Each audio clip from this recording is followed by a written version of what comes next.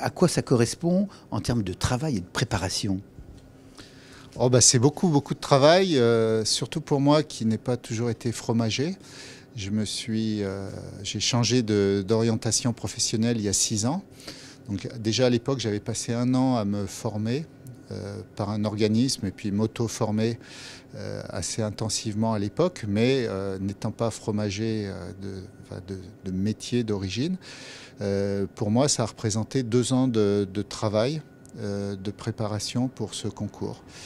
De travail à la fois sur les connaissances théoriques, techniques, sur la maîtrise, la connaissance vraiment approfondie des produits et de toutes les façons de s'en occuper, de les affiner, de les découper, de les présenter. Donc voilà, je me suis mis sur un rythme de 7 jours sur 7 pendant plus de 18 mois. Comment on se prépare précisément? Ben oui, j'ai rencontré des producteurs, des confrères, j'ai beaucoup discuté, j'aime beaucoup... Moi, je viens d'un métier de consultant où on absorbe les informations un peu comme une éponge en parlant avec des gens et on décante ça un petit peu dans sa tête. J'ai fait un peu la même chose, donc j'ai multiplié les rencontres des experts, des confrères, des producteurs. Je me suis fait entourer de façon plus proche par quelques amis qui m'ont coaché, plus précisément, qui m'ont suivi presque au quotidien. Et voilà, c'est à la fois un travail théorique et pratique. Et puis aussi un travail sur soi, parce que sachant que ce sont des épreuves difficiles, y compris sur le plan physique, mental, il faut gérer son stress, son sommeil, sa façon d'être pour être en forme le jour J. À quel titre sportif on pourrait comparer le titre de meilleur ouvrier de France? Moi, j'ai un respect énorme pour les sportifs, surtout les sportifs de l'extrême, les alpinistes, les navigateurs. Et donc, j'ai du mal à comparer ça aux exploits sportifs parce que pour moi, c'est encore autre chose. Alors, moi, le titre de meilleur ouvrier de France, il a une particularité, c'est c'est un titre que l'on a à vie, qui vous honore et en même temps qui vous oblige à maintenir la qualité, l'excellence et à être une référence tout au long de sa vie, de son exercice professionnel. Et c'est effectivement la plus haute distinction dans notre métier. Donc moi, je prendrais un parallèle qui n'est pas sportif, même s'il y a une dimension sportive dans le concours. Je dirais que c'est l'Académie française pour les gens de lettres. C'est-à-dire que voilà, on entre dans un cercle un petit peu fermé de gens qui font référence dans le domaine.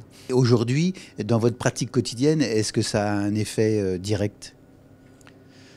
Oui, d'ailleurs, ça met bien la pression parce que là, ça fait juste 2 semaines et je suis en train de m'activer partout pour dire, oh là là, je suis la référence, je suis censé montrer l'exemple et moi je vois encore plein de petits défauts, donc je me dis ça va pas et en fait je suis en train de travailler autant qu'avant au lieu de profiter d'un peu de repos, je me dis non là ça va pas, tout le monde te regarde, il faut serrer les boulons. Ouais. Vous êtes perfectionniste? Je suis un peu perfectionniste, ouais, mais je suis pas obsessionnel. J'ai pas mal de centres d'intérêt, mais en fait, là, je continue dans le fromage pour justement que tout soit au top.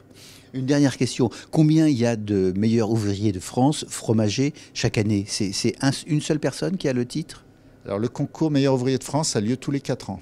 Donc là, on retrouve le parallèle avec les Jeux Olympiques ou les Coupes du Monde, effectivement. Donc, c'est tous les 4 ans et nous sommes 20 au total en France depuis le début de la classe fromager. Une des épreuves du concours, l'épreuve principale, bien que pas la seule, mais une des épreuves de la finale, c'était la création d'une œuvre magistrale, donc une présentation spectaculaire de 50 fromages sur un thème imposé. J'ai choisi de proposer au musée Rambaud-Littrins de m'aider à faire ça, parce que mon idée, c'était de faire une sorte de paysage traversé par un train électrique transportant des fromages. Et donc le musée Rambaud-Littrins m'a suivi, on a conçu ensemble et ils ont réalisé la maquette, le support, m'ont prêté le matériel, le train électrique.